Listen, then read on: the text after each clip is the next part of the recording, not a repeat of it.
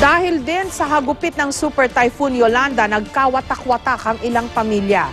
Nagbabakasakali pa rin ang ilang nakaligtas na muli nilang makapiling ang kanilang mga kaanak. May report si Sandra Aguinaldo. Mula sa Leyte, dumating kanina sakay ng C-130 sa Villamor Air Base ang mga batang ito. Hindi nagtagal, nakita na silang naglalaro malapit sa base operations ng Philippine Air Force. Pero sabihin mang sila'y musmos, nalaman kong iniinda rin nila ang pasakit na idinulot ng bagyong Yolanda. O, kamusta doon sa Leyte? Ayos na bagyohan na yun. Ubos na ubos na lahat ng bahay namin. Ubus na lahat? Oo. Lahat na, wala nang natira kahit isa. Babalik kami doon sa Tacloban kung ayos na. Kung ayos na? Oo. Gusto mo bang bumalik sa Tacloban? Oo. Doon kasi ako lumaki. Anong masasabi mo ngayon na nasa Pasay ka na? Masaya. Bakit ka masaya na nandito ka na? Kasi mayroong ilaw.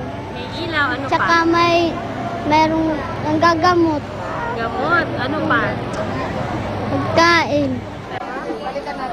Sa Villamor Air Base, nakilala rin namin si Rian May, ang 3 linggong gulang na sanggol na biktima rin ng bagyo. Kasama siya ng inang si Marlene lang lumipad mula Leyte papuntang Maynila. Ang problema, naiwan sa Tacloban ang mister ni Marlene dahil limitado raw ang pwedeng isakay sa eroplano.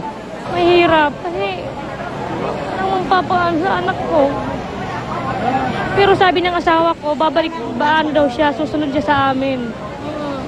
Pag makahanap ng pera, pupunta rin siya dito. Mahirap, wala na kaming babalikan doon, wala na kaming bahay, walang hanap buhay. Lahat, mahirap talaga, wala na kaming babalikan doon. Meron din namang mga tao sa Villamor Air Base na nagbabaka sakali lang na darating ang kanilang kaanak dahil wala naman silang anumang impormasyon tungkol sa sinapit ng mga ito. Kami po yung nagbabaka sakali lang po, ma'am, na yung makakuha lang namin ng balita, ang nangyari ng trahedya sa amin, sa kanila, ang nanay at tatay niya, mga kapatid niya, wala pong balita dahil nasa bundok sila. Malayo, wala pang makaabot na sasakyan doon, gawa ng walang mabiling gasolina. Wala talaga po, ma'am. Kaya ang pagpunta namin dito, nagpapakasakali kami na sana po, kung may dumating na kasama sila sa C-130. Si Julian, nanawagan sa kanyang mga kaanak sa Leyte sa tulong ng GMA News TV. Pagkatapos nito, isang taong hindi niya kakilala ang tumawag at nangakong pupuntahan nito ang kanyang pamilya. Hello? Hello? Hello po? Isa na marahil sa pinakamalupit na epekto ng bagyo ang mga pamilyang nagkawatak-watak.